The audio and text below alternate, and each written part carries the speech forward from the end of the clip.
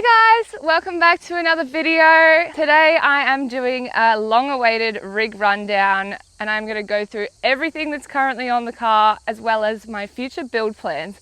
So stay tuned and let's get into it.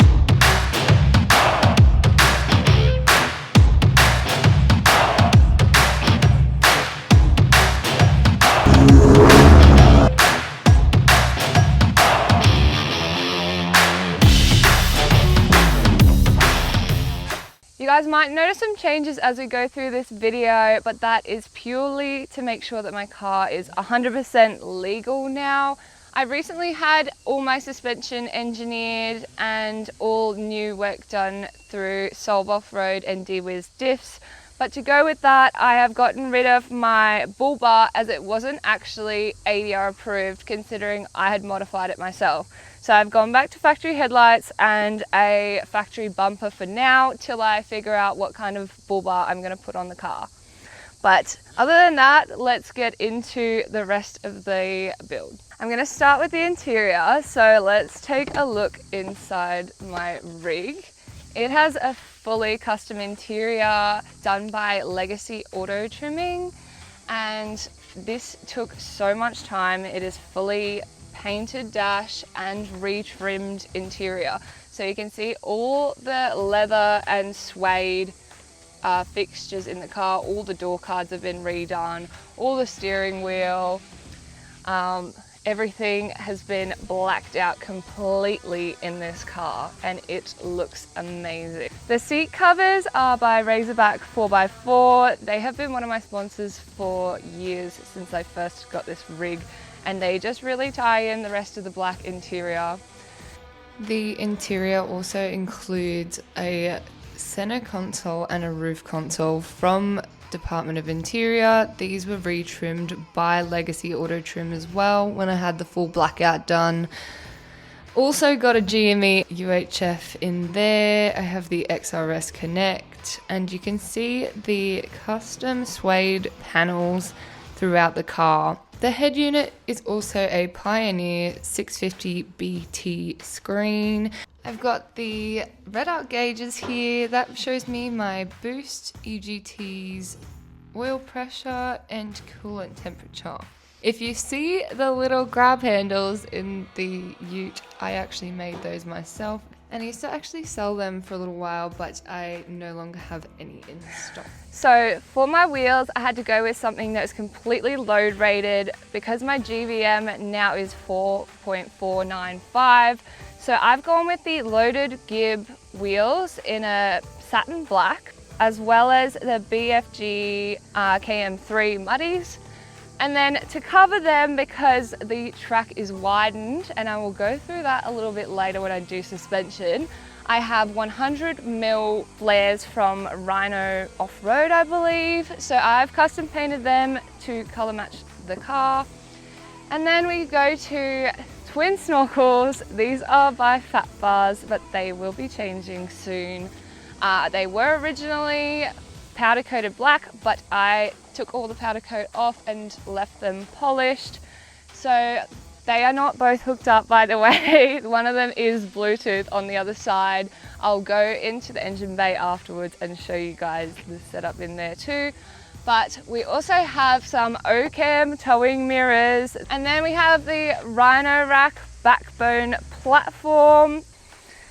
To help me open the bonnet, because these are so heavy, I've got the single strut from Single Strut Co. there.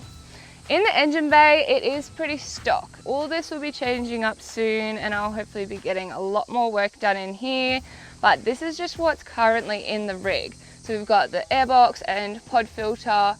So it was tuned by TuneWorks. They did all the work. They did the injectors, intake clean, tune, and starter motor, and they did such a good job. The rig drives so much better now. But other than that, engine bay wise, it is quite stock. I've got a catch can and an airbox. Other than that, brake booster, I have a dual diaphragm brake booster to help the rig stop easier with all the weight that's on it now. And yeah, that is pretty much all in terms of engine bay. Now we get down to the fun part. We are talking suspension, and my rig actually has the first of its kind D-Wiz wide stance kit developed by Solve Off-Road and D-Wiz diffs to help widen the track width of the 79, not just in the rear but in the front as well. So this kit actually has 45mm wider in the front and then matched in the rear. So this helps with stability on and off the road and helping with all that weight in the rear that I'm carrying now. They've paired this with a mix of Dobinson and Fox suspension, and it really does make such a difference in the car with stability wise. For my caster corrected arms, I am running Comp Rod's arms for a 4-inch lift. This is currently sitting at a 3-inch lift at the moment, and that is fully engineered with a 4495 GVM. So the reason behind this kit was to have a fully engineerable wide stance kit with the highest GVM possible. So we did the chassis bracing in the rear and kept it leaf just so that it is able to carry all the weight of the canopy and still tow. So we have fitted airbags in the rear as well. They are from Airbag Suspension Man. As well as that, I have a Marks 4-wheel drive rear bar, and it raises the actual height of the rear bar around 100mm. So that helps me with clearance off-road, and it also has rated recovery points. So if I do need a helping hand getting out, then they are rated to pull the car out. I think the number one question that people have for these as well is how does it sound? So I'm going to give you guys a little sound check right now.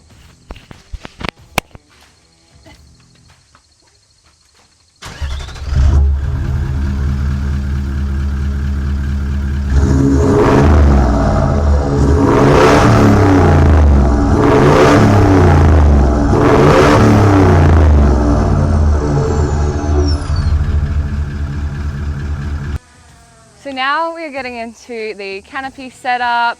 CSS Touring has been one of my sponsors for a while now, and they have set me up with their rooftop tent, their shower tent, and their 270 plus awning. So I'll show you guys more of that in a second. But we are going to go into this side of the canopy first. This holds all my 12 volt, all my extra stuff that I need to carry with me, a couple drawers, my CSS seats. These are awesome. This is literally how small they fold up. And my Sabre recovery kit. So 12 volt wise, I'm running all Red Vision, Manager 30, inverter, and all that stuff in there. So we'll go into the rest of the canopy now. On the rear, I have 2 jerry can holders as well as my spare wheel holder. I keep my gas bottle strapped up top here on top of this jerry can holder. I have the under tray toolboxes on each side of this Norsk tray and canopy, as well as a trundle drawer which stores all my tools. This is 1 meter long, and then behind it I have a 60-litre water tank. The CSS tent has more than enough room for me on my little solo adventures, and it even has power in the tent. It's got all these pockets for everything, as well as a pocket where you can put an iPad and watch movies. And it also has the light the whole way around in the tent. So you have more than enough light if you need to get changed up here. This side has my fridge and my pantry. And so this actually folds out super far and stores literally everything that I need at the moment. It not only folds out that way, then it has a bench here and another drawer to store all my cutlery and stuff. This has like more than enough room for me to do extended trips. I can literally take everything that I need. It is sort of like glamping with this setup because I can literally take everything. This 270 XL awning actually is pretty much freestanding unless it is super, super windy. Then I am able to put down the legs if I need to, but very rarely do I do that. It also has all the integrated lights, so I literally just plug them into the other side of the canopy and then I have as much light as I need. But other than that, that is pretty much the rundown of the whole rig. There is going to be some pretty big changes coming soon with it, and I am super excited to show you guys those as well. But for now, this is it. There you have it, guys. That is the rundown of my rig as it currently sits, but there is so many more changes coming soon and I'm super excited to show you guys. So stay tuned for my future videos. See ya.